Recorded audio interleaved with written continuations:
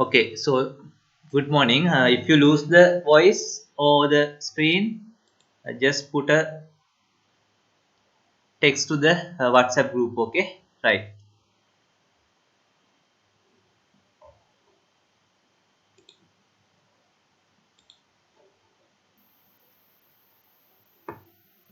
right. So let's start.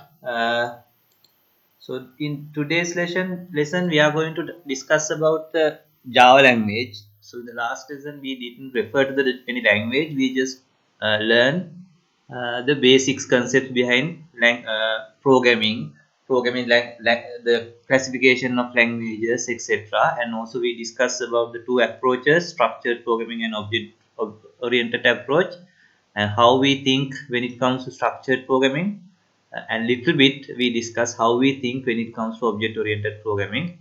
So today we are going to discuss the introduction to the Java programming language, because we need some sort of a language to learn. So in this your syllabus we are using Java. So we are going to do that. Okay, so let's start. So in this topic, in third topic, we are going to discuss little bit of history of Java, then how to some features of Java, how to download and install Java. Then we will be discussing how to write a program using Java. That means how to code, compile, and run a simple Java application or Java code. Okay, so that is the objective for topic 3. Right. So let's start with a little bit of the history. So as we discussed last time, Java is a third generation language, right? So we are heavily now using third generation, and we are trying to move from third generation to fourth generation. But still, about 80 to 90% of the time we are using third generation languages. Remember, third generation language means so it's a 3GL. A third generation language means we write the code without referring to the machine architecture, right? So we have to just write the procedure or the business logic.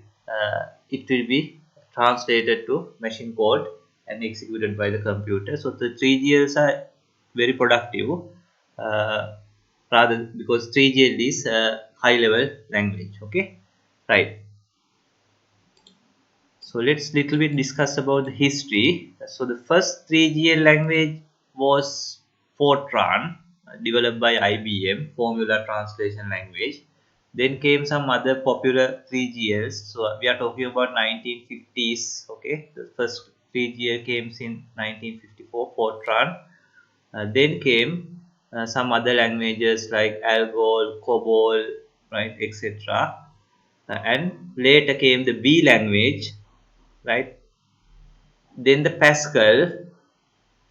Then from B language came the C language. So C language is a sort of milestone. So still C is a very popular language, right? Then came the C++. So the difference between C and C++ is C supported only structured programming, but when it comes to 1980s, right? So 1980s, the concept of object orientation became very popular. So so the next generation of C language came, that is C++, right? C++. So C++ became a huge success because it supported object oriented concepts. So object oriented programming became very popular. But the thing is, C++ was fairly, still it's fairly low level, though it's a 3GL. So it's fairly low level language where the programmer has to go into little bit low level to do the programming, right? So then came the Java language. So you can see Java language is directly connected to uh, the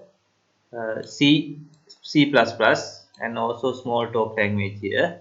So Java language was inspired by the success of C++, right? So then C Sharp in 2002 came C Sharp. So C Sharp was heavily influenced by Java and C++, right? So you can see Java.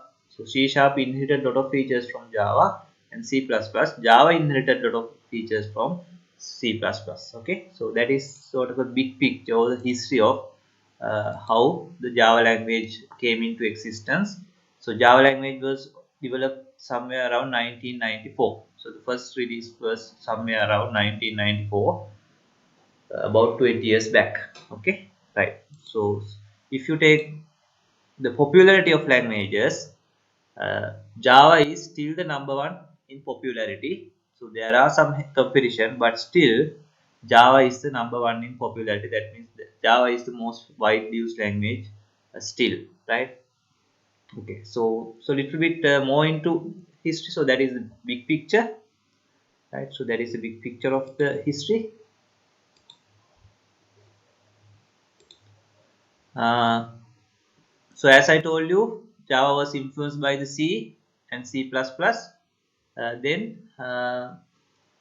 in early 1990s, the Sun Microsystem, so that is a company that made Java, wanted to build a language to be run on small devices, not on computer, right?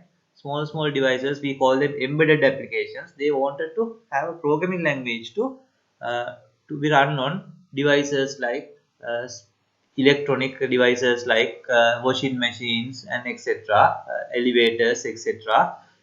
They want a language to do that because see they found little bit not suitable for that kind of a thing, right? So therefore, they started a project called Green Project or the Oak Project, headed by James Gosling, right? So we consider James Gosling as the father of Java, right? So they came up with so they wanted to develop something to be run on the programming language to create programs to be run on these devices, not in computers, okay? But while they were working on that project, that is early 1990s, the internet became very popular. So that is the time where internet came into the picture, right? So what they did is the James Gosling and the team they deviated from their original uh, objective, and they start creating a language to be run to create programs to be run on the internet, right? So now these that kind of language programs are called applets, right? Applets, so Java applets.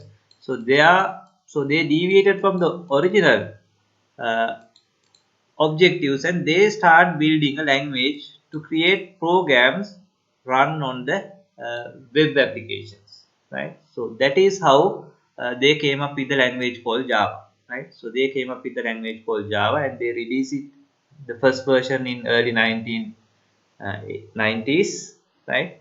And it became huge success, right? So there was huge demand for Java language to run code, develop applications to be run on the website, so web applications, but those applications run on the client side, right? Not in the server side, right? So anyway, that became very popular. So they forget about the original objective. They start keep on building the this programming language to create web-based applications, right? So then they thought that so they can make that language little bit more general to create desktop applications, not only web applications, some standalone applications, right? So in early 1990s, Java became huge success, and very quickly it became the most popular language uh, other than the C++. Okay, so that is how Java became a very popular language. Still, Java is a sort of number one language, right? So Java was heavily influenced by C++, right? And also therefore Java has a lot of features that C++ support, including the full support for object orientation. Okay, so then especially the Microsoft company, so they tried lot different languages, and most of them were failure, like Visual C++, etc. So they also inspired by the Java language, using lot of Java features. They came up with the language called C Sharp. Right? They came up with a language called C Sharp later, based on a lot of features taken from the Java language. Right, now let's see what are the key features of Java language, right? So why Java is a huge success still, right? So one of the concept is that Java uses platform independence. So obviously we need platform independence in internet or the client server applications, because we know that in client server application we have a server, right? We have a server, uh, and the clients access the server. Right? Client access the server, so they get the code or the application from the server to their client machines. So these client machines can be of different operating systems. Maybe one client is using Windows, another one is using Linux, another one is using Mac OS, right? Likewise, maybe they are using different operating systems or platforms. So when the programs comes to the client, now the program has to be run on this client machine, right? So the issue is, when it comes to client server applications, these machines will be different clients. Especially when it comes to internet, we don't have the control of what the client's operating system is. So what the platform independent means, that program can run on any operating system, right? Regardless of your client is Windows or Linux or whatever, your program can be run on any of the operating system. So that nature is called platform independence. So Java supported that feature. So that feature is not supported by something like Windows, sorry, something like C or Pascal, right? So when you write a C code, once you compile that code, right, it compile into machine code, right? Machine code. That machine code is specific to operating system. For example, if I compile this C code or C++ code targeting a Windows machine, that resulting exe or bed file can be run only on Windows, right? But if it cannot be run on Linux, if I want to have exe or executable to be run on Linux, I have to compile it in a different way, and a different machine code has to be there. Then that code can be run on Linux. So that is why when you are, even when you are installing softwares, they will ask you whether you want the Windows version or Linux version or Mac version. So because the Linux version will not will not be executed in the Windows machine. But when it comes to Java, once you compile your source code, right, your Java code, once you compile, you are not going to get a machine code. What you are going to get is an intermediary code called object code, right? Object code. That object code can be run on any operating system. So that is what is known as platform independence. So that is something you have to understand. Okay, but in order to get this platform independence, so we have to so they had to do a compromisation, right? So when it comes to C or C++ code or Pascal code, once you compile that compile code, if you are targeting to Windows, it can be run on any Windows machine without any software, right? If you have compiled it to targeting Linux, that code can be run on any Linux machine without any special software, right? But you need separate executables to be run on Linux or Windows or whatever. But when it comes to Java, you just compile that object code can be run on any machine, but the compromisation is that client machine must have some Java runtime environment, right? So that client machine must have a JVM running, right? JVM running. Same code can be run on any operating system, but the operating system must have or must be having the JVM running. So that is a compromisation to keep the platform independence. Okay. So if you have any questions, you can raise. Right. It's very important to understand these features, because this is the unique feature that Java introduced, differentiating from the other programming languages. Okay, right. So that is why we call the Java is platform independence. Actually this became a huge success, right? So therefore later, even the Microsoft company copied that feature to come up with the .NET framework, right? .NET framework. So when you develop a C# program, early days, right? So their technologies, it can be run on Windows machine, but not compatible for different versions. For example, if it runs on Windows 2000, it may not run on Windows 7 or Windows 8.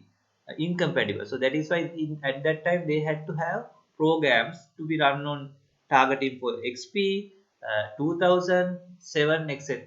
Actually, before 7 that issue was there, but later on they came up with the concept of .NET framework, where on top of the operating system the .NET framework is already also installed. So it's now just part of the operating system installation.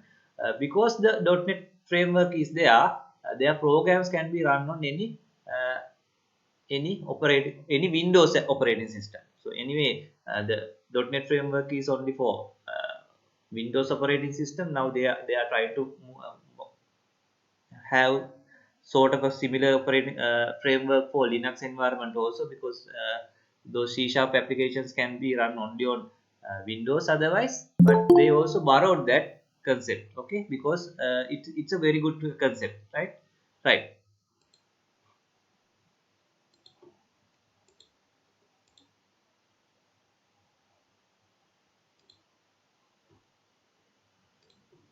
Right. So that is very important. Java is platform independent, or the portability is there. So usually we call it write once, run anywhere. Right. Write once, run anywhere. So you don't need different versions to be run on different platforms. Right. Then yes, Java is fully supporting object oriented features. Right. And also Java came up with some different ideas also. So as I told you, coding with C++ is somewhat difficult, but coding with Java is much more simpler. So one of the reason is C++ had a feature called multiple inheritance. That means a class can be inherited from more than one class. So that is called multiple inheritance. But what Java did is they came up with single inheritance only. That means you can't do like that. You can a class can be inherited from maximum of one class, not more than one classes, right? So so if you want that feature, what you need is a concept called interface. Then you realize that class. So anyway, we will be discussing these things. So that means class can be inherited from only one class, and it can realize any number of interfaces. So they came up with this concept of interfaces. uh, so so that is also that made Java programming, object oriented programming using Java, much more simple approach, right? So then uh, all the modern programming languages use that concept. So all the modern computer programming languages do not support multiple inheritance that C++ supported. They only support the single inheritance and the use of interfaces, like languages like uh, C Sharp, Java. So these languages only support this concept, right? Even PHP, they also follow the concept of Java. You can see Java did a lot of good things, right? So they became sort of a leader, introducing a lot of new concepts which others follow. Okay, right? So Java support object oriented in a different way than C++, in better effective way than C++. Okay, and also Java is fairly FOSS language, right? So you know what is meant by FOSS, free and open source, but we can't say it's 100% FOSS. It's fairly FOSS, right? So fairly FOSS, even if you take something like Android operating system, it is not as a FOSS language like Linux, but Android is fairly FOSS, right? It is controlled by Google, but they are fairly liberal. So similar thing is with Java. Java is not 100% FOSS like uh, Linux operating system or language like C or C++ or PHP, but fairly FOSS. That means Oracle Corporation is uh, collaborating with a lot of other companies when it comes to deciding the features, etc. Okay, right. And of course, now we have a 100% FOSS Java version also, something called OpenJDK, but still we are heavily using the normal Oracle JDK, right? Right. So I will just briefly explain how this Oracle came into picture also. Now remember I told you the Java was developed by Sun Microsystem, right? So Sun Microsystem in early 90s, but in 2000, latter part of 2000, the Sun Microsystem became sort of a bankrupt due to various issues. Then Oracle Corporation acquired Sun Microsystem, right? So they acquired Sun Microsystem. So when they acquire Sun Microsystem, what happens is, because Java is a property of Sun, though it's fairly for some ownership is there. So the Oracle became the owner of the uh, owner of the Java language. So together with they got the ownership of not only Java language. So Sun Microsystem has the Java. They were having the MySQL database and also OpenOffice, and also they had something called Solaris operating system. So all those became property of Oracle, right? Now, uh, so that is how Oracle became the uh, get the ownership of the Java language, because they acquired the Sun Microsystem. Okay, right. So that is a little bit of history again, right? So Java is fairly forced language, and also Java is fairly versatile or multi-purpose language. So using Java, you can do so many things, right? So I think this is one of the most versatile language, right? So there are some languages which is for specific things like PHP, server-side scripting, JavaScript, client-side scripting, even stuff like if you take something like Pascal only for desktop development. But when it comes to Java, you name it, you can do almost anything, right? So for example, you can develop desktop applications, you can write server-side web applications, mobile application support is also there, right? So it supports applet development, developing applets which is run on client side of the web applications. Likewise, it is very versatile language, right? So we'll be discussing those things later, right? Then it support multi-threading programming also. So we will discuss what is mean by multi-threading later. That means concurrent programming. The program can run on parallel paths. So which is very important for serious programming. So that is also supported by Java. Even that is anyway supported by a lot of other languages like C, C++ also, right? And also running Java applications are fairly secure because it runs on a separate programming environment called Java Virtual Machine. Okay, so likewise you have to understand uh, how the Java or what are the features of Java. Okay, right. Let's move on. Now we are going to discuss what are the different flavors or editions of Java. So basically, Java language comes with uh, three flavors, what is known as Java SE, right? Java SE,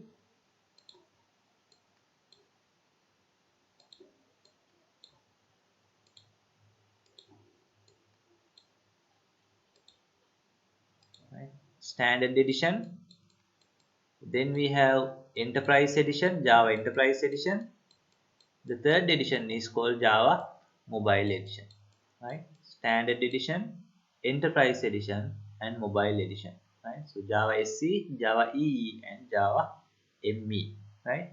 So how these three editions are organized is the core edition is called Java Standard Edition, right? So that is the core edition, Standard Edition. Then Java Enterprise Edition is built on top of Java Standard Edition. So that is Enterprise Edition. And also Java Mobile Edition is also based on built on top of Java Standard Edition. So that is how you look at it, right? So what we need for this course is Java Standard Edition. So basically Java Standard Edition has following features. It has the core language, right? Core language is they are with the standard edition, so that is why it is the base edition. Then it support these things. So core Java programming language and runtime is there. Then it support for desktop application. So once you have Java SE, you can create some desktop applications like Swing programming, Java FX programming, etc. It has support for the database connectivity using JDBC. And of course, if you have the Java SE, you can create some Java applets, that is client-side web applications. And thread support is also there, right? So using Java Standard Edition, we can create command line applications, standalone desktop applications, and Java applets, right? So if you are interested of developing these kind of applications, what you have to do is get the Java Standard Edition, right? Standard Edition. So you can do these kind of things, okay? Uh, right. So then we have the Enterprise Edition, right? Enterprise Edition. So if you have Enterprise Edition, which is the most advanced edition, so you can do these things, right? So remember, when you have the enterprise edition, it is built on top of standard edition, right? So first you need to have the standard edition installed, then only you can install the enterprise edition. Otherwise, when you try to install enterprise edition, it will force you to install standard edition, okay? uh, right. So the reason is the whole Java language runtime is in the standard edition, right? So which is used by the enterprise edition and mobile edition. Actually, mobile edition is somewhat different because it uses a small set of standard edition. Therefore, mobile edition is sort of a standalone edition where it has a small version of the standard edition, scaled down version of the standard edition, and the mobile features, right? So it's somewhat different. So this diagram is not that 100% okay, because we don't use all the standard edition in mobile edition, okay? It's a scaled down version of standard edition and mobile features, right? So let's see what are the things that you can do with the enterprise edition, right? So if you are interested in developing server side web application, like technologies like JSP servlet, you have to go for enterprise edition. So standard edition does not support that. Then concepts like enterprise Java Beans, EJBs, you have to go for enterprise edition, right? Then if you want to work with JPA rather than JDBC, right? Java Persistence API like Hibernate, those technologies are based on JPA. You have to go for enterprise edition. Then if you want to develop web services, you have to go for enterprise editions, right? Enterprise edition.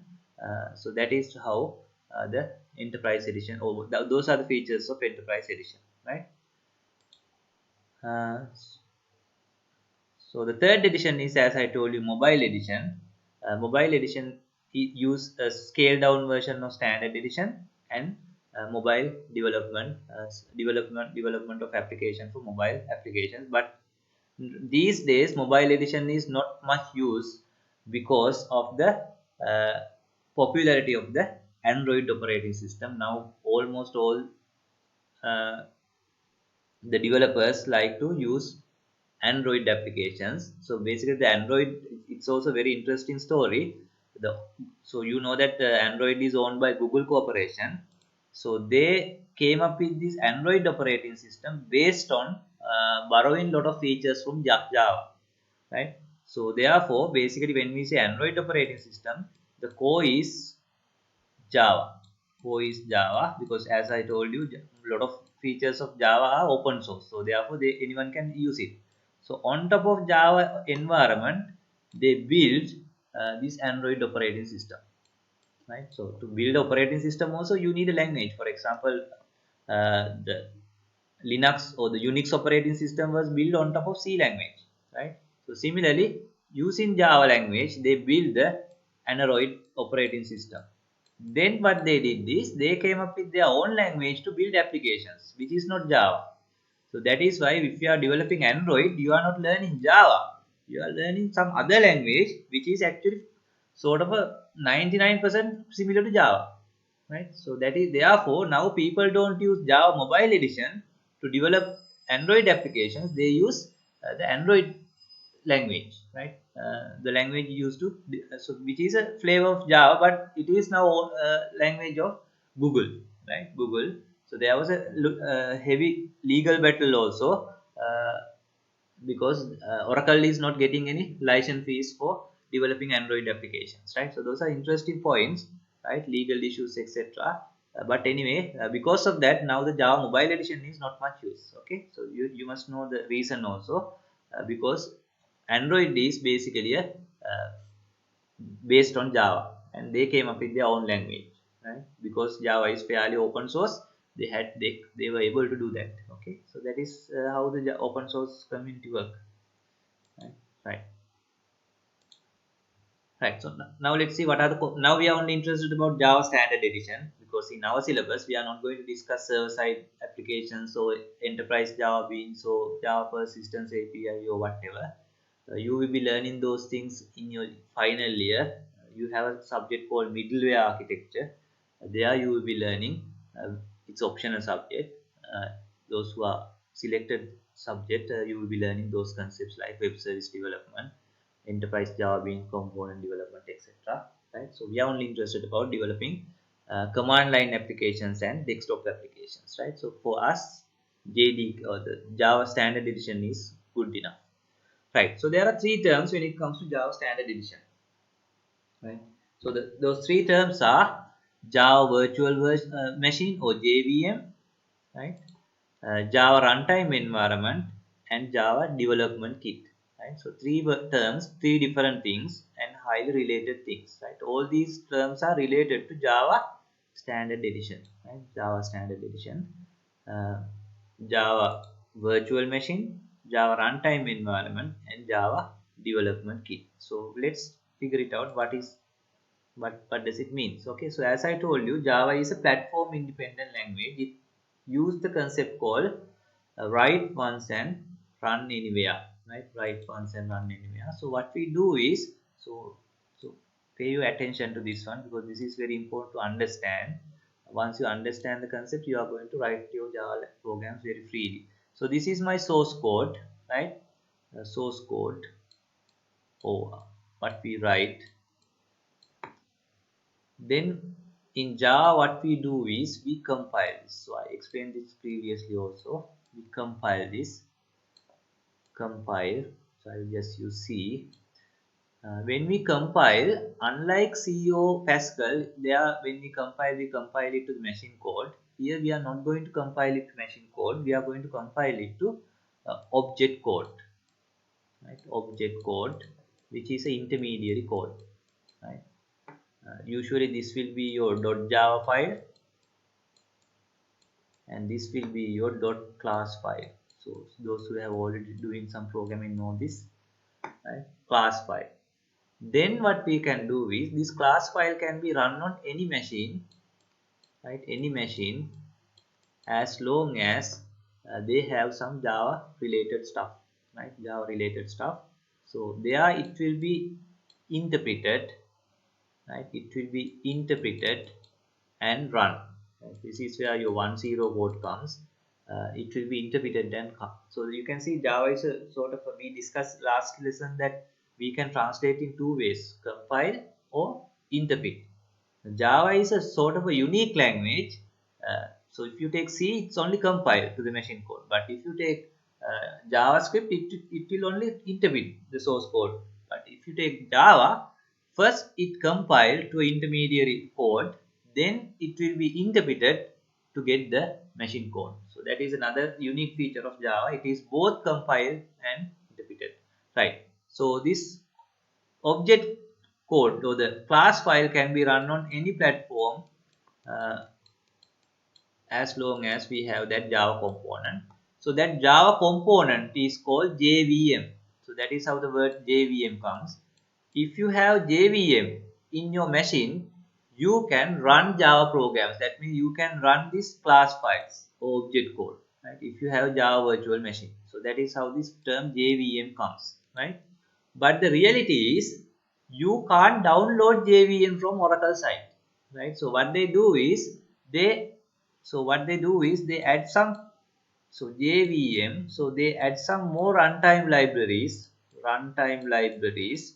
which to facilitate smooth running, and they call it JRE, right? JRE.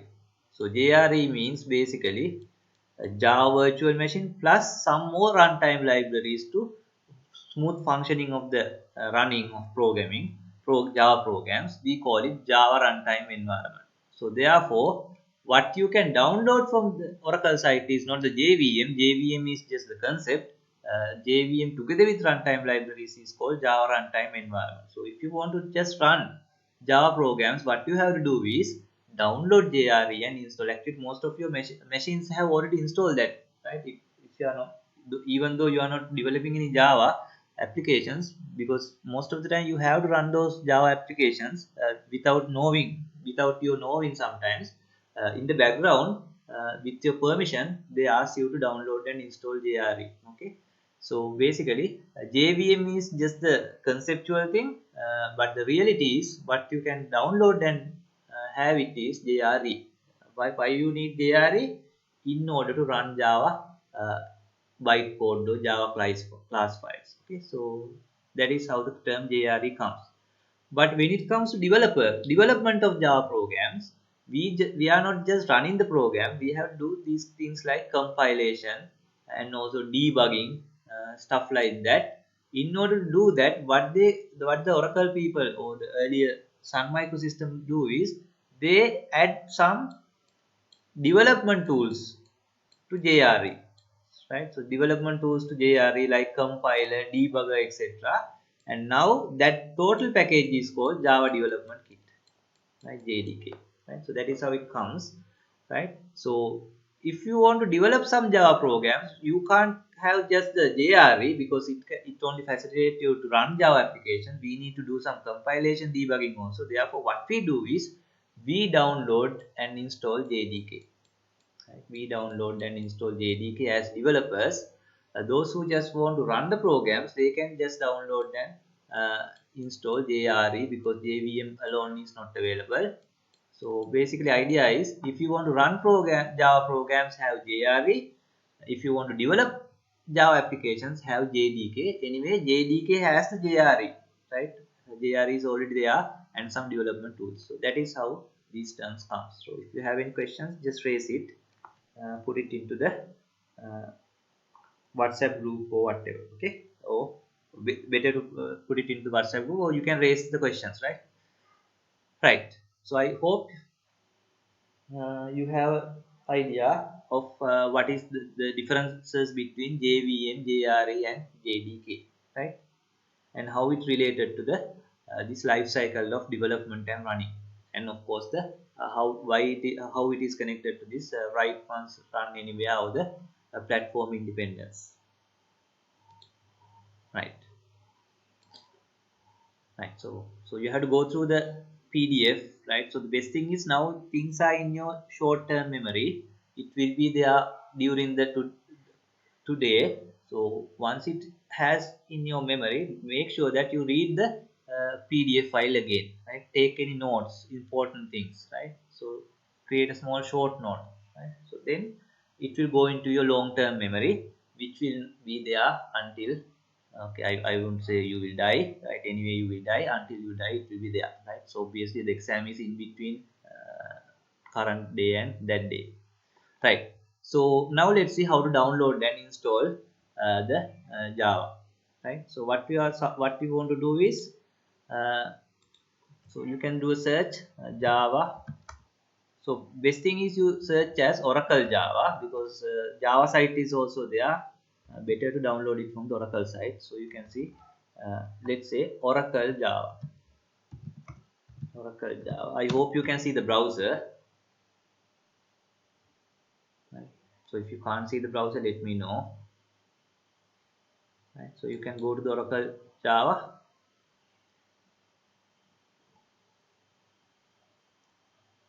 So the current version of Java is Java Standard Edition is version 14. You can just get it, right? You can just get the latest version.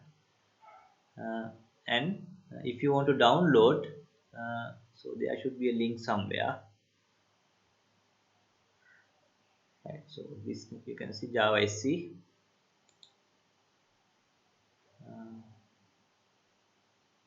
Or what you can do is you can go to here you can see Java SC download. Go to Java SC download and download it. Right? So JDK, right? You can see that what we need is JDK as developers. We need the Java development kit, right? So download the JDK and install it. But if you are interested only in running Java applications, you can download uh, the JRE. You can see JRE is also there. So that is if you are only interested in running. But what we need is not the JRE, the JDK. So here you won't see anything like JVM because the JVM is part of the JRE, right? So JVM is just a term we use, right? So I hope you can do that. Already most of you have done that, right? Right. So once you install, you won't get anything in your programs or whatever, right? So it will be just quietly installed in the background, right?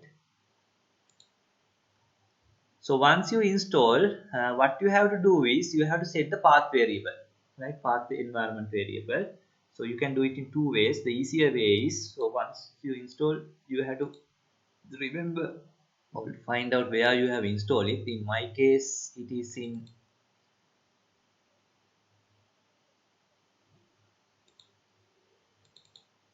program files Java. So you can see when I have installed Java 1.8. So when we install Java, you can see there are two folders, the JDK folder and JRE folder. Obviously, when we install JDK as part of installation, JRE is also installed, right? So that is why we say JDK is JRE plus development tools. So you can see JRE is already installed in my machine, but I am more interested about the JDK because I want to do some development. So the most important folder is called the bin folder, right? Bin folder.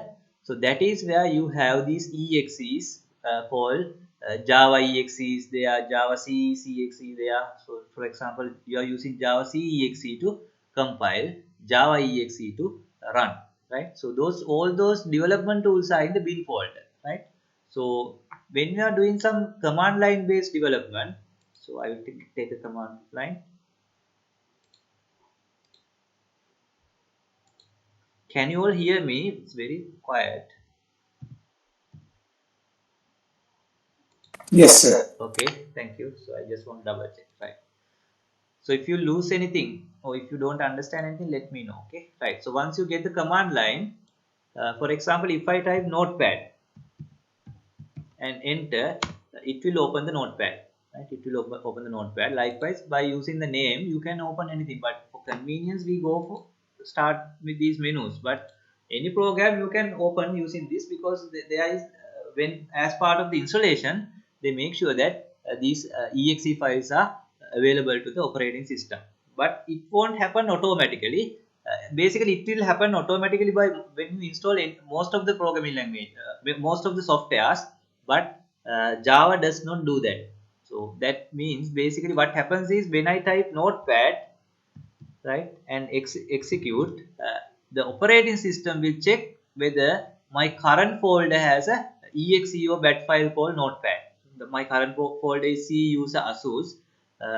Then it will check the folders in the path variable and see whether there is a exe file or bat file called notepad there. So what it does, it will check the current folder, then it keeps looking at the folders in the path variable, path environment variable, right? So now we are going to do some compilation using Java C command. Remember showed you where the Java C command is, exe is, it is in Java bin file, uh, JDK bin folder, but the operating system doesn't know where is the Java C exe is because installation of the JDK does not add that entry to the path environment variable.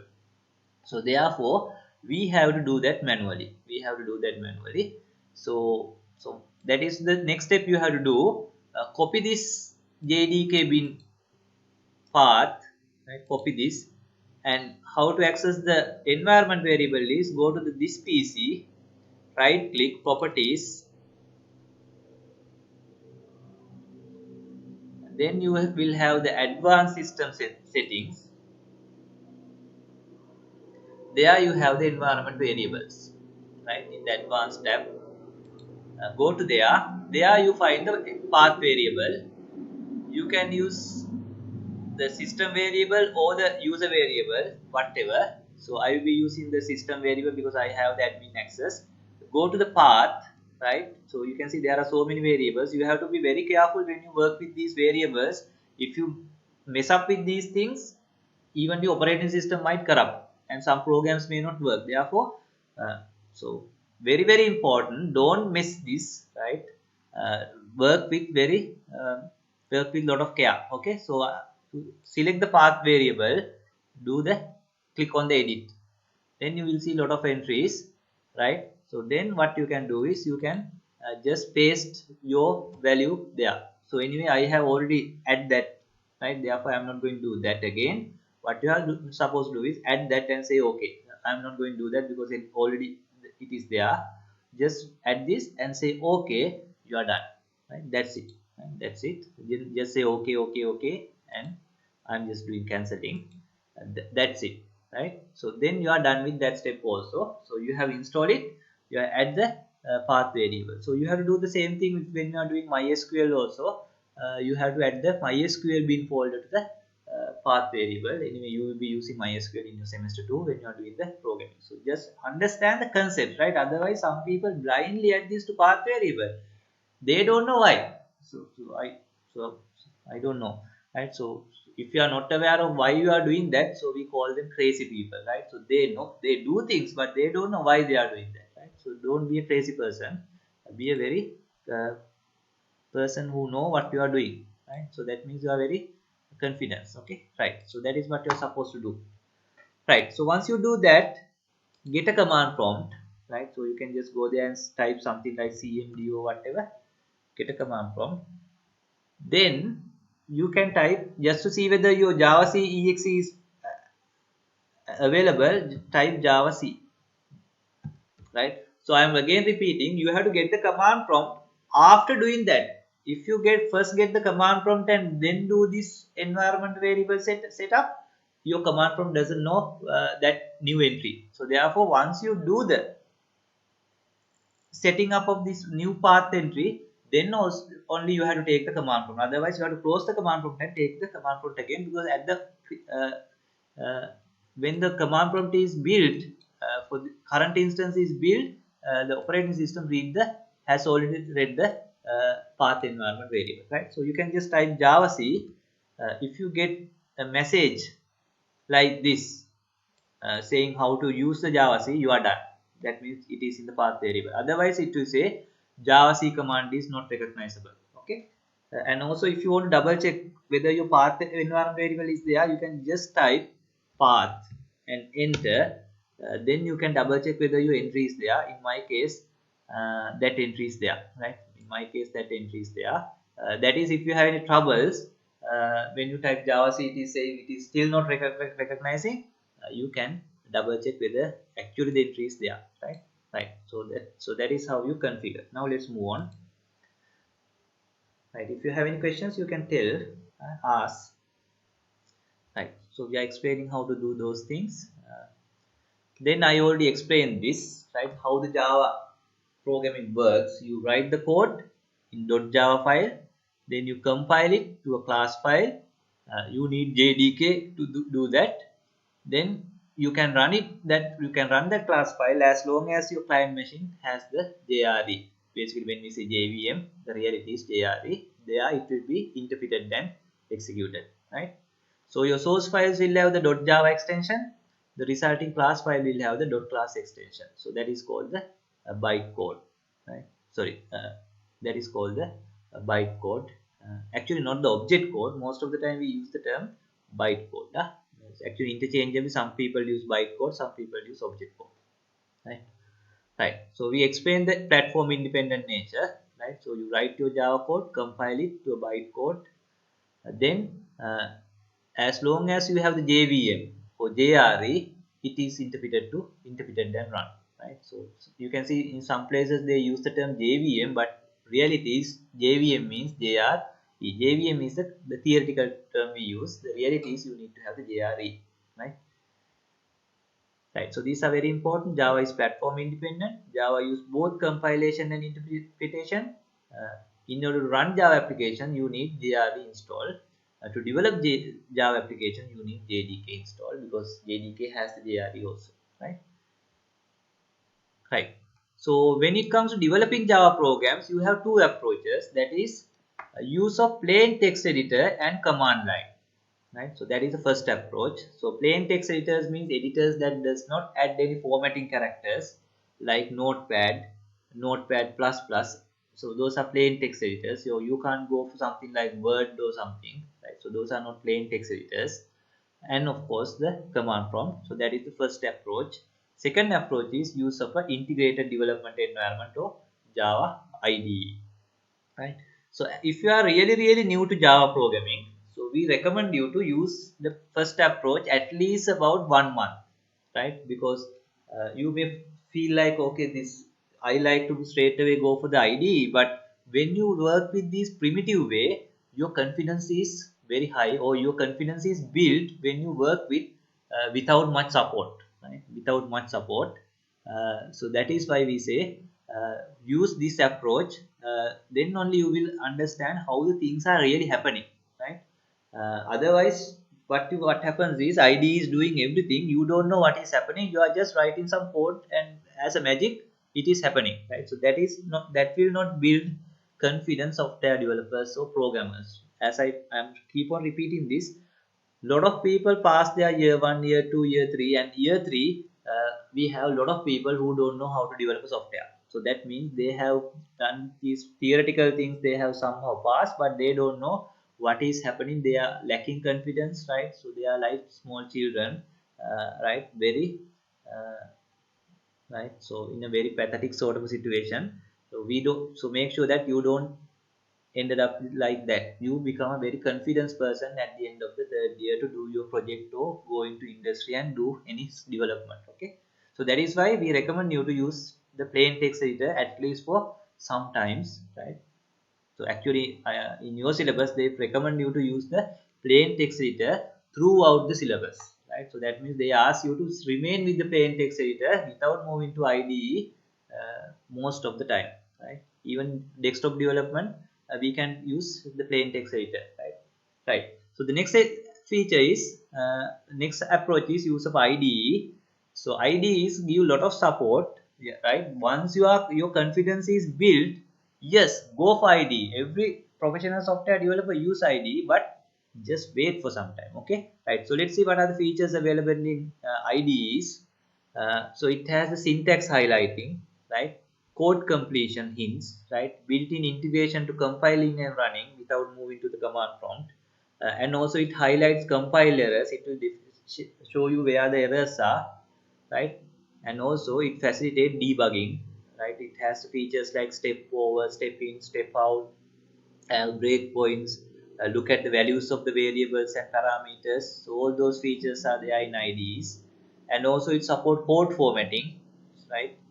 And also block commenting, and some advanced features like integration to code repositories if you want to check in check out codes, code analysis, right? Identify unused variables, suggest possibilities for over engineered code, etc. So all those features are available.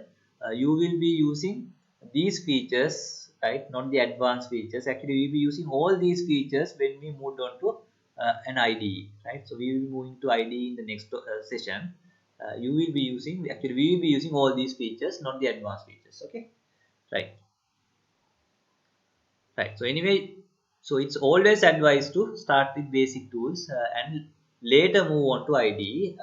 Actually, if you can stay with the basic tools throughout your semester, that is better. But make sure you use an IDE also just to get familiar with how the things are happening there also. Right. Right. So now today we are going to discuss how to work with command line tools and do without IDE. Okay.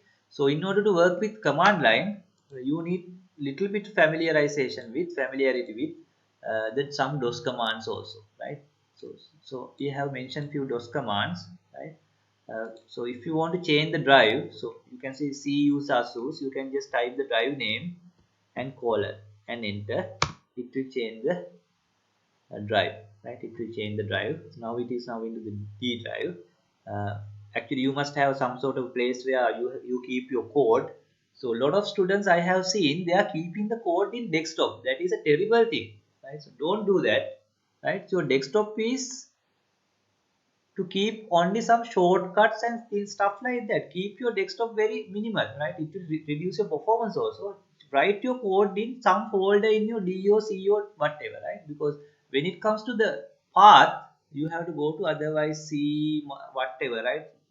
Desktop එකට යන්න path එකේ නැදිගයි right මම දන්නේ ඇයි හැමදේම desktop එකේ තියාගන්න කියලා ඒක හරියට ගෙදර තියෙන හැමදේම සාලේ තියා ගන්නවා වගේ හරි එහෙම තමයි සමහර පුරුදු ඉස්සර මිනිස්සු ගෙදර සාලේ තමයි ඔක්කොම ටික තියාගෙන ඉන්නේ කැබිනට් එකත් සාලේ තියෙන්නේ හරි වොෂින් මැෂින් එකත් සාලේ තියෙන්නේ ගෙදරට එන මිනිස්සුන්ට පේන්න එහෙම desktop එකේ තියාගන්න එපා ඒ පරණ මිනිස්සු හරි ඔයා ඒවා folders හදලා අසල තියාගන්න හරි right so you keep your so in my case I am using a folder called code in my deep drive to do some Java coding right so I want to move into that folder now so I will use cd change directory and the folder name right now I am in the uh, code directory now I will be writing all my code in this code directory you can have it in any name right so again you can if you want to move on to the previous parent directory you can just say cd dot dot right again I am in the D directory so I will take another command from because this path environment variable is always displaying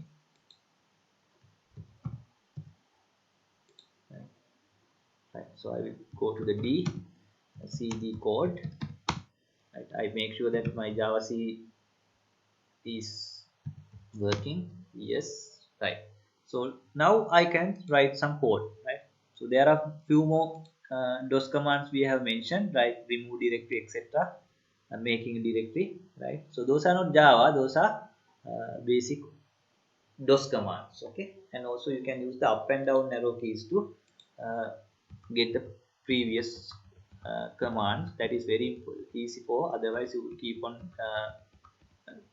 writing codes right? And also if you just type Java or something and tab anyway it is not working in some cases that is also supported that in this case it is not supported okay right so now let's see how to do the programming or how to write our first program using the command line and notepad so the thing is first we are going to write the source code then compile it then run it so let's create the source code so a lot of people first take the notepad what I prefer is then a lot of issues are solved I will first create the file here right in my folder anyway if you want you can just start with the notepad but I will create a file here new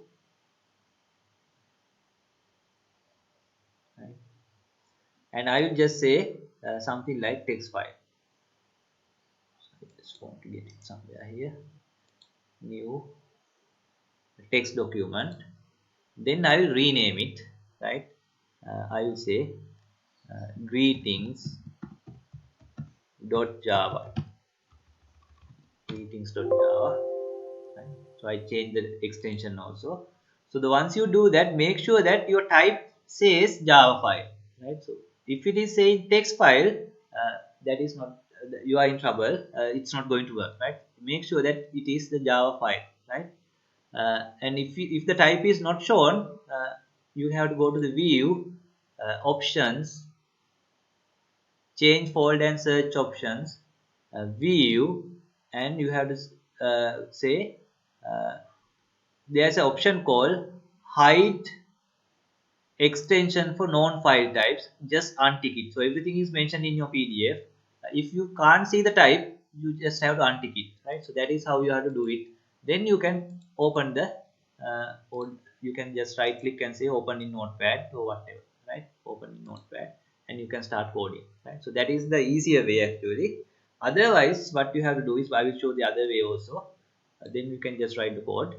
other way is actually I prefer this way then a lot of issues are not there other approach is you start the notepad then write your code or before writing what you can do I will save as go to the folder and make sure that this save as type is all types right otherwise it will be saved as .java.text then greetings.java right and also double check whether the type is Java file right so a lot of people have troubles right ඔයගොල්ලෝගේ forums වල හරියට questions අහනවා මගේ compile වෙන්නේ run වෙන්නේ ඔය පොඩි questions ටික අහන්න ඒව අහන්න ඕන තමයි ඔයගොල්ලෝ හරි ප්‍රශ්නයක් වුණාම හැබැයි මුලදී මේ ටික දැනගෙන හිටියොත් එහෙම ඔයාගෙන් මේ ප්‍රශ්න වෙන්නේ නැහැ ගොඩක් හරි right now I am going to write the code You will understand this gradually. So don't try to understand everything. I will just write the code class. Let's say hello. I will increase the font size. I hope now you can see it better.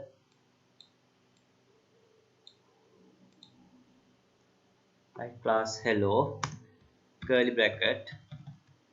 So this is not writing a essay, right? So a lot of people write code like essay from top to bottom. So the moment we see that that person is writing like that, we know that that person don't have a programmer's mindset. He is just a writer, right? So make sure that you write the curly bracket, close it, right? So because then only you are actually doing programming, right? So you are actively thinking in terms of control structures and programming mindset. Okay, so therefore make sure that you code like this. Actually, every professional programmer code like this. If someone code like from top to bottom, we know that he is not a, professional software developer. He has just doing some coding for the sake of coding. Okay.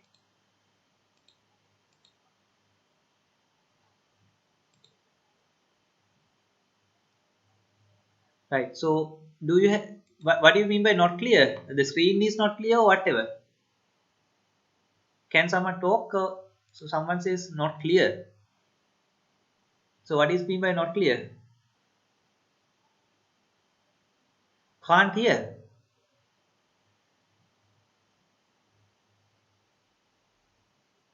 So is others also facing the same problem?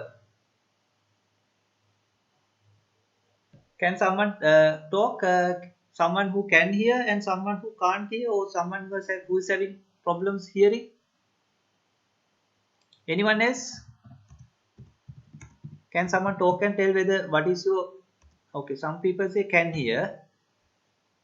So others, yes, a lot of people say no problem. So maybe it is with your machine or something, right? So if majority is having problems, let me know, right? So just check your configurations, right? So all the others saying they are not having any issues. So I will just continue therefore. So the person you have to look at your configuration a little bit and let me know if the things are continuing. Anyway, I try to I'm recording this. If the recording has is okay, I will be uploading this also. Okay, right? So class hello, then I am going to write my main method, public static void main. So within bracket we have parameter string s capital args. So actually you can give any name, but it's array. We will discuss those things later. Then curly bracket. Now you can see I'm just tabbing it, and also I'm closing the brackets. So that is how you do it, right? You may find that that is difficult, but that is the way you every software developer do the coding. If you want to be a software developer, have that mindset. System dot out println. Let's say hello, right? So other thing is when you are writing code, try to have that habit of writing sort of a perfect code and compile, right? වරද්ද කරාට කමක් නැහැ ඉගෙන ගන්න කාලේ. නමුත් පොඩ්ඩක් වාස තියෙන පොඩි ආඩම්බරකමක් තියෙනවා. මට වරදින්නේ නැහැ කියලා. මම එකපාර වැඩක් කරනවා. ඒකෝට තමයි ඕගොල්ලෝ දන්නවනේ BIT කරනවා සමහරු. හැර මීටින් යනකනුත් BIT කරනවා සමහරු. හරි. ඒ ඇයි? ඒගොල්ලෝ වරද්ද කරන්නේ. So ඔයගොල්ලෝ first time වැඩේ කරන්න ඕනේ. ඒක ඇඟේ තියෙන්න ඕනේ මොන වැඩක් කරත්. ඔයා හොඳට මේටික් ඔළුවේ තියාගෙන කරනවා ගන්න. හරි. එතකොට මේ keywords ඔක්කොම ඉන්නේ simple. string කියන එක විතර string කියන එකයි system කියන එක yes capital. හරි. අනිත් ඔක්කොම මේකේ තියෙන string simple. මොකද keywords ඔක්කොම simple ඒවා ටික ටික අපි ඉගෙන ගන්නවා. අන්නේ ඔක්කොම ඔළුවේ තියාගෙන one shot මේක ලියන්න බලන්න. ඉදිරිය හිටලා වැරදුනට කමක් නැහැ. one shot ලියන්න බලන්න. එතකොට තමයි ආයේ confidence එක build වෙන්නේ. මම කරන වැඩ එකපාර හරියනවා කියලා. හරි. එතකොට තමයි exam එකත් එකපාර කරලා වැඩේ ඉවර කරගෙන එන්නේ. හරි. So then I am going to save it. Hari. Even I may get some errors, but I don't want to make it a habit, right? So I just saved it. Now my command prompt I have in my code folder. Now what I do is I will compile Java C, and you have to use the file name. In my case, greeting.java. So is it greeting.java? No, in my case it is greetings.java. Therefore I have to change it to greetings.java, right? So then I will enter. If there is no message and you get the command prompt back, that means you are done. Otherwise you will get errors, right? You will get the errors. For example, if my SC is simple, right, uh, then I will get the error message saying, okay, there is some error in line 3 somewhere here, right? So you have to figure it out where the exact error is. Most of the time this error message will be right there, but sometimes the error message will be uh, pointing to one place, but the actual error is somewhere else, right? So therefore don't just look at only that line only. Yes, first look at that line, but when it comes to control structures, etc., where the errors are complex, sometimes the real error is will be somewhere else, right? So otherwise, what some students do is they only look at that line, and without looking at anywhere else, they don't find the error. So first thing, yes, look at that line, then look at the some overall, look at the other places also, especially related to that line. Okay, right? So I'm just telling these things to make your life easier, right? So I'm just transferring my experience to you, right? So so that you become sort of a confidence person very fast. Okay, so that is how we do that. Once the compilation is done, right? So I will fix that error. Always use control s control and n, those shortcut, and also I'm using the arrow keys, right? So if there is no message, that means you are done, and also you can double check you have the class file, right? Other thing is, this is when we say java c, this file name is not case sensitive. Even you can write it like greetings dot java, still it will compile, so this java c commands, the file name is not case sensitive, right? Other thing is, the resulting class file is not with the same name as your file name. The resulting class file is case sensitive class name. So in my case, class is hello, therefore the resulting file is hello with h capital, not greetings.class. It is always the class name, case sensitive class name. Okay, right, now let's see how to run it. You have to use the java command now, java, and you have to use the, now this is case insensitive file name, but here case sensitive class name. So in my case it is h capital hello, and you don't have to use the, you actually you must not, you can't use the extension. You have to just use the class name only. uh, it will run and it says hello, right?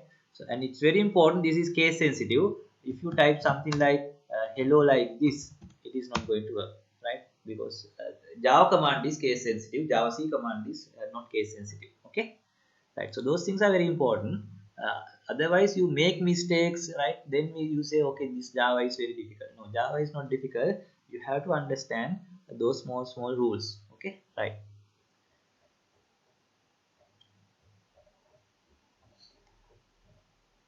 right. So now let's see what are the parts of java code, right? And also I'm indenting the code, right? You can see, so a lot of people don't indent, right? So they, so when the moment we look at the code, we know that, okay, still maybe he or she has not learned things, uh, or he or she is very careless person, right? So have a very nice code. First thing is, when you write the code, make sure that you code decode into the logic, and also have proper indentation. So indentation make your logic speak out, right? So the moment you look at your code, you can understand, figure it out, the logic of the code. So then it is more convenient for you. And also this is a teamwork. Most of the time software development is a teamwork. Your fellow programmers are going to like your code, right? Otherwise they are going to curse you, right? Not only your curse, your parents also, right? In a team environment, right? Right. So therefore follow these habits, right?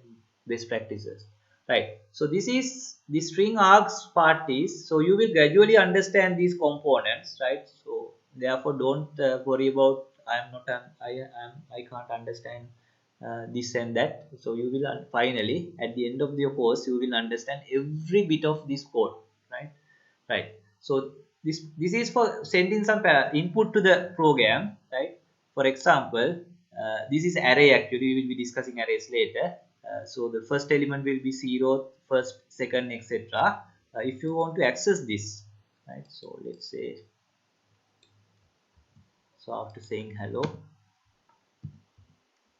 When it comes to variables, don't use quotes. So arg0 means the first parameter. Likewise, arg1 will be the second parameter, etc. So that is why we have these args. Actually, rather than args, you can say x, then it will be x, because that's just okay. It is not formatted.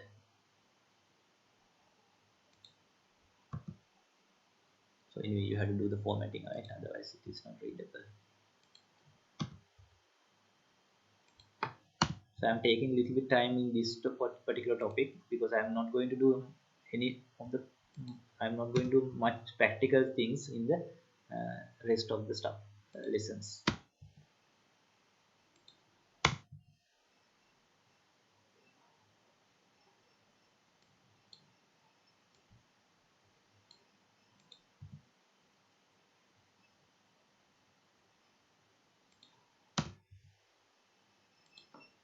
We will be discussing these things, scan and other things, in a later topic called input, output, and streams.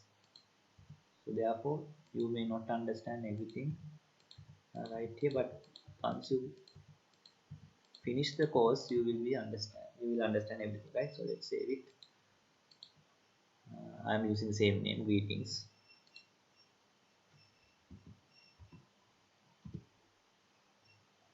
Okay, sorry, two lines are in the same place.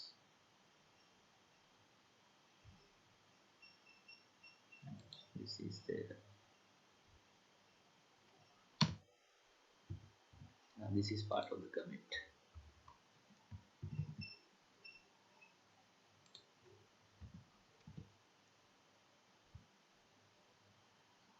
Line 2, copy paste errors will be there.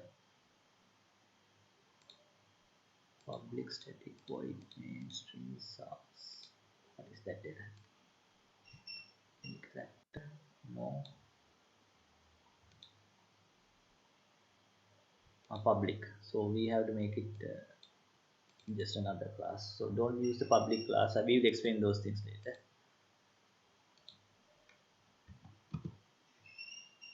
Right, now let's run it.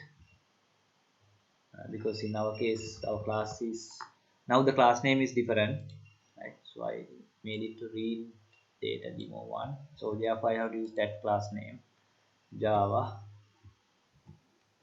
Right, now remember the value of x is long, so the data type of x variable is long, data type of this literal is int. So that is what we have to understand, right? So now there are two data types. The data type of x is long, data type of this literal is int, right? So this is a valid int literal because this is the maximum int value I can use, so therefore this is not going to give any issue. I will save it.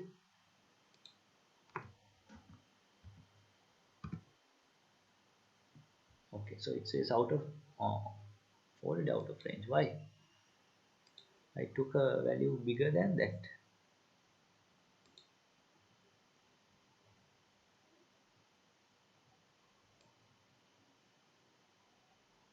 So let's reduce it by small value.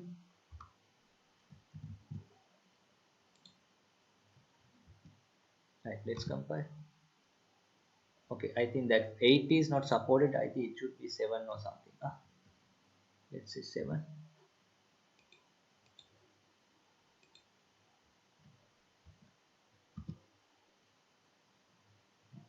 Yes, 7. So the actually the 648 is out of range, right? So you can see this is within the int range, right? Though it is a long variable, it is looking at the data range for the int literal because it's the int literal, right? So the moment I make it 8, right, I get a compiler, right? So this value is okay for long variable, but it is not okay for int literal, right? Int literal. Now let's see again. Now I will get the compiler, right? So that is the issue. In this kind of a situation where you are having a long variable and your value is more than int range, then you have to use the long literal, right? So that is the only place where you must use long literal. All the other places when you use long, use of long literal is optional, right? So now it should work again because I'm using long literal. Like now you can see no compile errors. Java and it print the value. So think about it, right? So think about it. Uh, why we have long literal? Actually, they should have come up with some simple ideas, but somehow they did it in a somewhat complicated way. Okay, so best thing is you uh, experiment with this, right? Experiment with this, right? So I'm not going to explain everything, right? So again, when it comes to whole numbers, you can give the value. The literal value can be given it in decimal or binary. That is, you have to prefix with 0b or capital 0, capital B, or simple b. If it is octal, you have to prefix with 0, right? If it is 0, 5, this is not 5, this is base 8, 5, right? Then if it is hexadecimal, you have to prefix with 0x or 0 capital X. So you can just try out these things. I am not going to do these things. හරි ඔයා මේක print උනොත් එහෙම print වෙන්නේ 10 කියලා. ඒ ඔයාලට කුතුහලයක් තියෙනවා කරන්න. හරි කුතුහලයක් නැති අය කරන්න ඕනේ නැහැ. ඒගොල්ලෝ නිකන් විභාග පාස් වෙන්න බලන් ඉන්න කට්ටියනේ.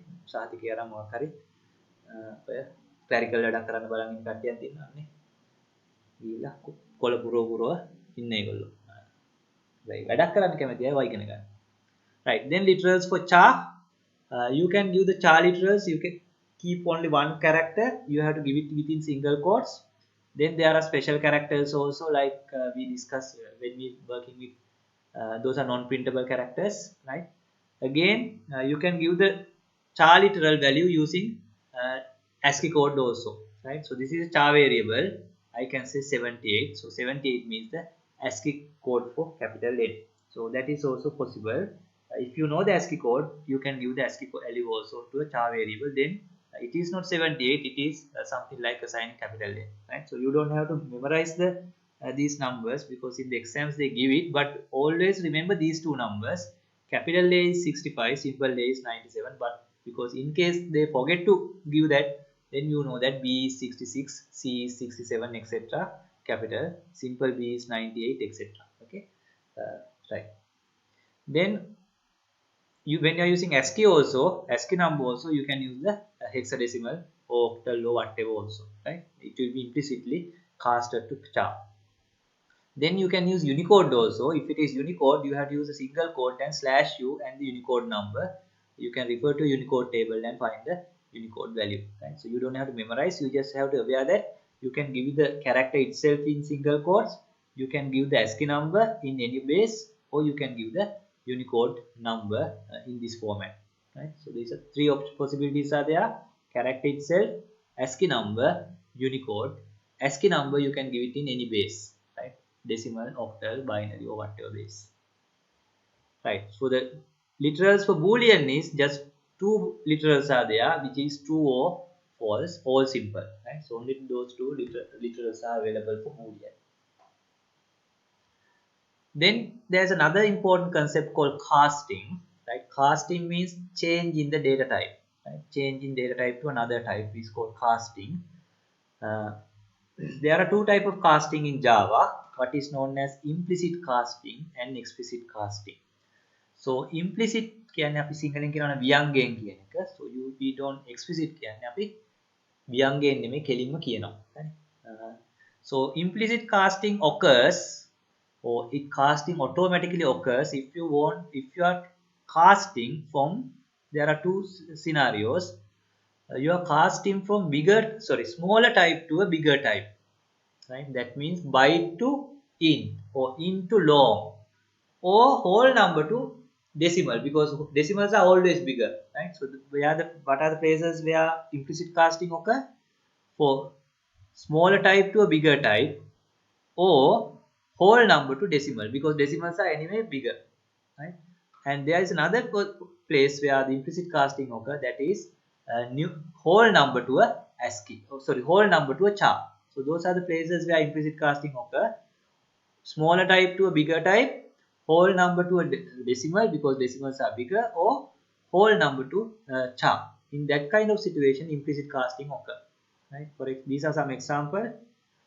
Int x, long y, I have assigned x value 10. Now I can say y equal x, y y is of type y, which is bigger than type int, therefore it will implicitly, now the y will have uh, the value 10 and it is implicitly casted. So same thing here, double is bigger than float, same thing here, float is a bigger type and because it's a decimal than x, therefore I can say y equal x, right? So here implicitly the value is casted to the float variable, right? Now the value of y will be 1000.00 because the default value for float is 00, right? So you can just write that code.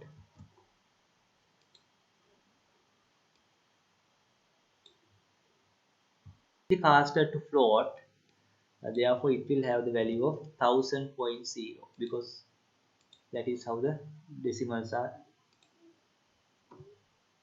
shown. Greetings, right? So you can see it is the decimal is there because it is implicitly casted to float, right? Float. But there are situations where implicit casting will not work. For example, let's take an example. Say I have something like this. Say this is my long variable x. I will assign value also 10. Now I have int variable y, right? Right. Now I'm going to do something like this. I'm going to say y equal x. Then I'm going to print both x and y. Now there's an issue here. Now y is of type int, which is smaller than x, which is long. Now implicit casting is not going to work because implicit casting occur only when smaller type to a bigger type, right? And whole number to char, right? But this is now a bigger type to a smaller type. This is not going to work, right? I will compile and run it. I must get a compiler now. Right, it says incompatible type, possible loss of conversion from long to int. So that is where you have to have explicit casting. Now you have to say explicitly, you have to say do this casting. So this is how you explicitly cast. You have to say make it int, right? So yes, x is long, but convert it to cast it to int, then you can assign it to int because y int is a smaller type than the x type, which is long. Now it is okay. In that kind of a situation, you have to explicitly cast it. Now I must not get any compile errors and I must be able to run it, right? Now both are in the 10. So that is where you have to go for explicit casting, right? So basically you have to go for explicit casting when you are converting from bigger type to a smaller type. Anyway, the conversion occur, but as a programmer coder, you have to do that at code level, right? Code level.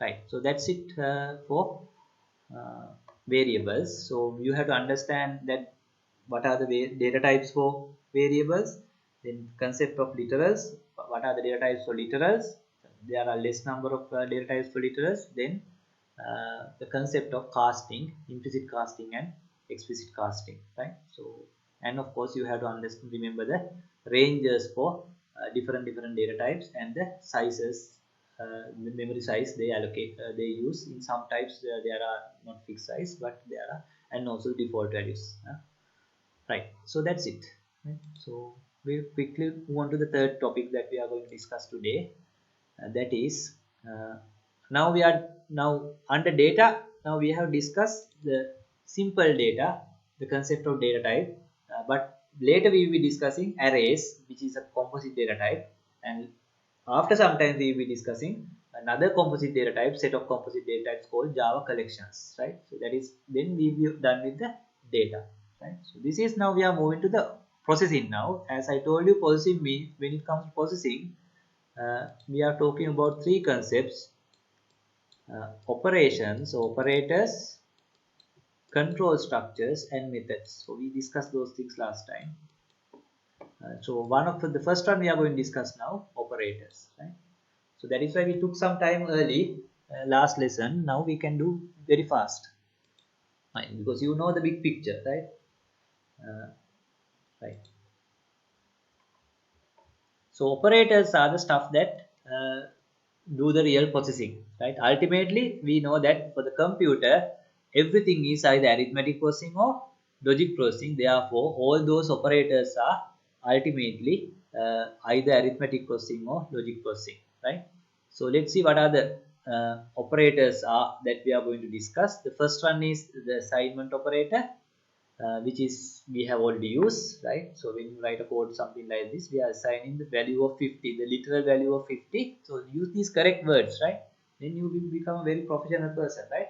So we are assigning the literal value 50 to int variable length. So here int literal 50 is assigned to the int variable length, right? So something like that. So there we use the assignment. So assignment can be used with some complex expressions as well, right? So rather than just simple value, it can be a simple expression that results in a value which is assigned to the variable. Okay, right. Now we are moving to the arithmetic operators.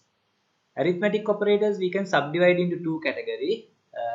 The binary arithmetic operators. Why we are categorizing this? Because then it's very easy to understand, right? So anyway, I shared you with another PDF in our Google Classroom. So I highly recommend you to go through that.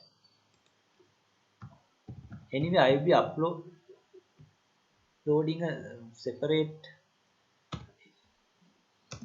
classroom.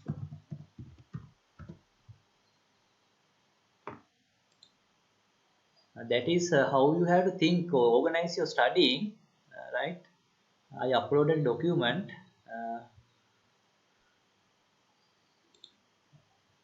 under classwork. You can see studying career and life, gentle guide to effective studying. So I highly recommend you to go through that. Actually, not go read it, think about it. It will explain you how you can study without much effort, right? Understanding the big picture, understanding the relationships, understanding the patterns, etc. Actually, the latter part is very important. I deliberately put that interesting points into latter part because it's like අපි කියන්නේ තිත්ත කසායක් වගේ. ඒක ඉස්සරහ හරිය තියෙන කසාය අග හරිය තමයි තියෙන්නේ. ඔයාලට ලේසියෙන් ස්ටඩි කරන්න ඕන විදිය මොකක්ද කියලා. මොකද උගන්වනවා කියන්නේ එක්තරා විදිහකට ටික භයානක වැඩක්. වැරදි මිනිස්සුන්ට උගන්වන එක ඉතාම නරක වැඩක්. මොකද මේ මිනිස්සු සමාජයට ගිහිල්ලා කරන්න පුළුවන් 10,000 වැඩ ඔක්කොම කරන එක මුල හරිය තියෙන්නේ. ඔයා හොඳ ප්‍රොෆෙෂනල් කෙනෙක් වෙන්නේ කොහොමද කියලා. ඒ හරිය කියවන්න ආසාව තියෙච්ච අයට අග හරිය දාලා තියෙනවා ලේසියෙන් ස්ටඩි කරන්න කොහොමද කියලා. මොකද අර හරිය කියවද්දි එපා වුණොත් එහෙම මට මේ වැඩේ හරියන්නේ නැහැ මට හොරකම් කරන්න ඕන ජරාව කන්න ඕන කියලා හිතච්ච අය යට හරිය කියවන්නේ නැහැ. එහෙම තමයි පොත හදලා තියෙන්නේ. හරි. Right. So anyway if you are interested you can read it. Right. Right. So let's move to the so arithmetic operations we can subdivide into two, that is binary arithmetic operations, right? Binary arithmetic and unary arithmetic. So we are just subdividing to organizing the knowledge, right? So then it's easier. Binary arithmetic means nothing to do with base 2 make a 0 1 MA. Binary arithmetic means so those arithmetic operators need two operands, right? Two operands, then we call it binary arithmetic. If you need one operand we call it unary arithmetic. So that is a different reason we are using the binary and unary, right? So these are the binary arithmetic operators. This is called add, subtract, multiply, division, mod. Mod means the remainder, right? So I am not going to explain these things because you know these things from your grade 1 2 3. Only tricky place is when it comes to mod operator. If at least one is decimal, the division will be to decimal. When both are whole number only, the result is normal integer division. That means whole number division. But at least one is decimal means the result is going to be decimal. Okay, unless you have implicitly casted. So that is something you have to remember, right? The mod operation will give you the remainder, right? In this case, because in these cases there won't be any remainder. Always the remainder is 0. In this case, you are going to have a remainder of 1, right? So what we have to remember is when both are int only, the integer division occur. Otherwise, always decimal division will occur. Right? Right. Then when it comes to priority, you know that normal mathematical priority, they are always multiplication and division and mod has a higher priority than plus and minus. At the same level things, it will from left to right, and always you can override this by having brackets. Okay. Then we have the unary arithmetic operators. Under unary arithmetic, we have, now remember, this is called add operation, subtract operation. Under unary, we have the same symbols, plus and minus, right? And increment and decrement. So plus operator is we don't use actually because it's implicit thing. If you want, you can write something like this, but we are not going to do that. Int x equal plus 5. So you know that we don't do that, but if you are using this, that is plus operator. But if you want to make it minus, you have to use it, that is minus. So you can see it needs only one operand. Similarly, if you have something like y, you can say y equal minus x. So now now x is minus 5, now y is plus 5. So here we are using the minus operator, which is a unary operator because it needs only one operand, right? Not two operand. එකතු කරද්දීම දෙපැත්තේ දෙන්නෙක් ඉන්නවා. Then we have the increment and decrement operator. So increment operator will increment by 1, decrement operator will decrement by 1. So there are some tricky things when it comes to use together with assignment, right? So that is a tricky thing. I'm just telling you the tricky place. If you use this increment can be written either, say if it is variable is x, if you want you can write it like x plus plus, or you can write it as plus plus x. Both will do the same thing. It will increment the value by 1. But when you use this plus increment or decrement operator together with variable, there's a tricky place where if you have something like y equal plus plus x versus y equal x plus plus, now the results are different. Actually the result is if you same thing happen to x, but the y will have different values. So that is something you have to think. I have given some examples. So that is a tricky place, right? Tricky place that the examiner always check in the exam. In the exam there will be at least one question to check whether you know the difference between this and this. But if you just use it like this, no issue, same thing. But here it behaves differently. Here first increment will occur, then the assign to the value. Here the value will be assigned, then incrementation will occur. So that is something you have to understand. Go through the note and write some code and understand. Okay. So I'm just showing the tricky places. Then we have the arithmetic assignment operators, where it's something like this. If you want to write x equal x plus y, you can shorten it saying x plus c equal y. So basically x plus c equal y is same as x equal x plus y. So there are some examples. So why we have these operators, just to shorten the code, right? So, but if you don't like these operators, you can just write it like this, right? Right, then we have the comparison operators. So we are done with the arithmetic operators, right? So comparison operators will compare two elements, right? Compatible elements. So it can be both side you have numbers, or in both side you have char, or both side it has to be both side numbers or both side char, right? So if it is number, it will check the numeric value. If it is char, it will check the ASCII value, right? For example, A is smaller than B because ASCII value of B is bigger than ASCII value of A, right? And remember that these things are not going to work for string, right? In Java, it is not going to work for string, only for numeric value. When I say numeric value, whole number or decimal, okay? And also for character also it works, right? So you have to go through these examples. Then we have the equality operator. It will check whether two elements are the same or not same. So we have the is equal operator. So use the word is equal. Two equal marks are there. This is called is not equal. The result is always boolean, true or false. Again, when it comes to numeric data, it will check the value, right? It will check the value. And also when it comes to char, it will check whether the two values are the same. and also you can use it for boolean also. So you can see you can use it for any of the primitive type. When if you double check whether true equal to, it will say yes or true. If you say true and false, two variables having true and false value, then it will say false. Okay. uh, it will work differently when it comes to objects, right? So when it comes to objects, you can see in case of primitive types the values are checked. When it comes to objects, it will check whether the both are referring to the same object, which we will be discussing when we discuss the object oriented programming.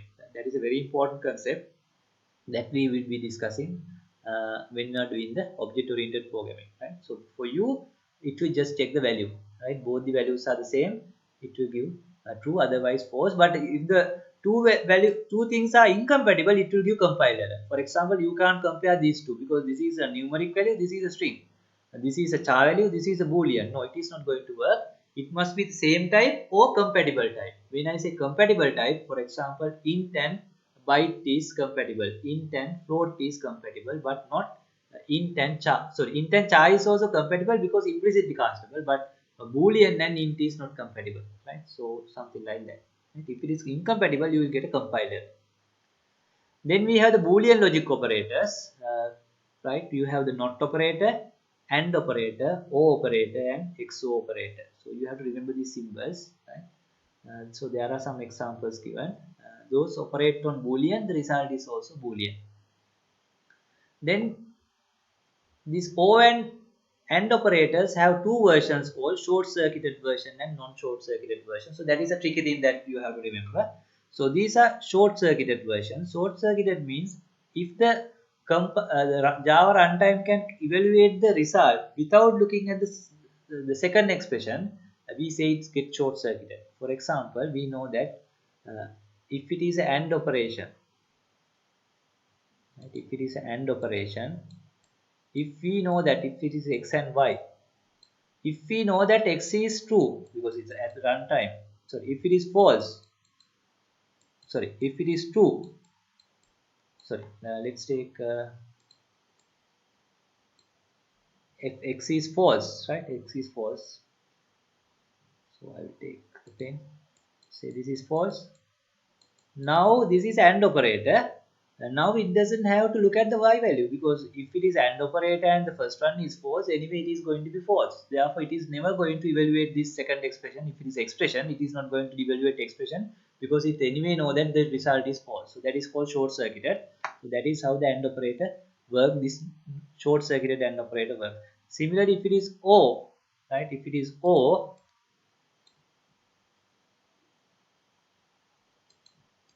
right? If it is O,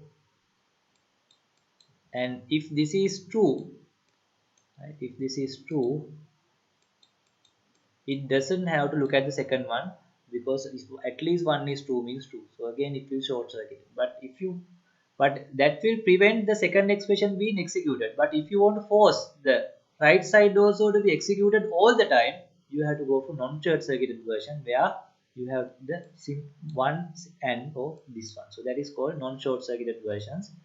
Otherwise, if you want to force the second expression to be executed because it does some changes to variables, otherwise it won't happen, then you have to go for the non-short circuited versions. So there is no short circuit version for XO because in XO you can't do that. Always you have to look at the both sides. Therefore, you can see in XO there is nothing called something like this. Now you can say AND, two AND, or two pipeline characters, but XO just one because it is always non-short circuited, right? So here you have the um, short circuited version, non-short circuited version, short circuited version, non-short circuited version. But XO you have only the non-short circuited version because there is no way you can do the short circuiting when it comes to XO, right? So think about your Boolean logic, then you will understand what I tell, right? Otherwise you can just ask someone else if you don't get the point, right? Or if you can't figure it out, you can ask in the forum, right? Right. So those are uh, Boolean operators, and of course we have the not operator also, right? So it explains the difference between non-short circuited and circuited versions. Uh, Short circuited, Right. Then we have the bitwise logic operators. The bitwise logic operators are compatible with normal Boolean logic operators. We have the AND, OR, and XOR, and also the NOT. NOT we use a different symbol. In normal logic operator, NOT is uh, something like this. Mm, something like this, but in bitwise not operator is something like this. Other than that, other operators are same as the short circuited and short circuited OR and short circuited XOR, right? Only thing is these things occur in the bit level, not in the Boolean level. Most of the time we will be using this with numbers because then it's easier for us to understand. uh, most of the time we will be using this with in, byte, short, etc. because this is how the AND occur, OR occur, XOR occur, and NOT occur. So I have given some examples. So we have byte variable A 12, byte variable B 7. So you have to understand what is happening inside because it happens in the byte level, bit level. You have to write this in the base 2. Then AND means bitwise AND occur 0 and 1 0, 0 and 1 0, 1 and 1 1, 1 and 0 0, etc. Then when you output it, you will get the output as 4. So that happens in bit level, but the result is still a number, right? Similarly, you should be able to understand, oh, 0 1 is 1, 0 1 is 1, 1 0 1 is 1, 1 0 0 is 1, then 0 0 0. You will get the result as 15. So you can run those things, right? I'm not going to run these programs. You can just quickly type the code and understand, right? So you have to start thinking, right? ඔය හිතන්නේ නැතුව ඔය code ලියන්න කම්මැලි කියලා හිතනවා නම් ඕගොල්ලෝ ඔය හොඳට මතක තියාගන්න ඕගොල්ලෝ හිතන් ඉන්නේ මේ කොළ කෑල්ලත් අරගෙන හරි මේ BIT ඩිග්‍රී කොළ කෑල්ලත් අරගෙන ගිහිල්ලා කොහේ හරි කුටුරක් කර කර නිකන් ඉඳලා පිනට කකා ලෝකෙට බරක් වෙන්න. හරි. අනිත් මිනිස්සු IT කරන්නේ මොන හරි කරන්න. හරි. අරගොල්ලෝ IT කරන්නේ ඉස්සරහට ගිහිල්ලා අපේ බදු මුදලින් ජීවත් වෙන කාලකන්ණියෙක් වෙන්න. ඒකත් මතක තියාගන්න. ඉගෙන ගන්න හැමෝම හොඳ මිනිස්සු නෙවෙයි ඉගෙන ගන්න බහුතරයක් කාලකන්ණි. හොඳට මතක තියාගන්න. ඉගෙන ගන්න සුළු පිරිසක් ඉන්නවා. ඉගෙන ගන්න දේවල් වලින් ප්‍රයෝජන ගන්නවා ලෝකෙට වැඩක් කරනවා. හරි. Right. So then we have the bit shift operators. That is to use to shift the bits either to left side or to the right side. Then when it comes to the shifting to the right side, we have two cases, the signed right shift and unsigned right shift. The reason is, for example, I will just explain the reason only because everything is mentioned in the note. Right, if you take something like 1 0 0 1 1 1 0 0, if you do the left shift, it is something like this. It will go to this way. These things, let's say left shift by 2, these two will be vanished. There will be two zeros there, so that is our final value, right? Similarly, if you do the right shift, right, 0 something like this. So when you do the right, so when you do the left shift, always we add zeros, but when you do the right shift, the unsigned right shift, we always add 0 here, and things will be vanished from there. But when it comes to signed right shift, for example, so forget about these two. In the signed right shift, if this value is 1, when you are shifting like this, we are adding ones, not zeros, right? If this value is 1, if this value is 0, when you shift, things will be vanished from there. You are adding 0. So in signed right shift, what happens is, if this value is 1, we are adding 1 or prefixing 1. If it is 0, we are prefixing 0. Then why we call it sign? We are preserving the sign. You know that the leftmost bit is 1, means negative number. So we preserve the sign by keep on adding 1, prefixing 1. Here we keep the preserve it by keep on prefixing 0. But normal unsigned right shift, we always add 0 regardless of this. So that is the only difference between signed shift, right shift and unsigned right shift. But when it comes to left shift, we always add 0. There is nothing called adding suffixing 1. Okay, right. So basically that's it. So I started the first topic very slowly, but I did these things very fast, right? Because these things now you have to understand, right? So this is, I'm just doing a revision, and you have to remember this operator precedence also. because there are some questions they ask about, they check whether you remember these operator precedence. Actually, I will not create that kind of questions, but your examiner to create kind of questions.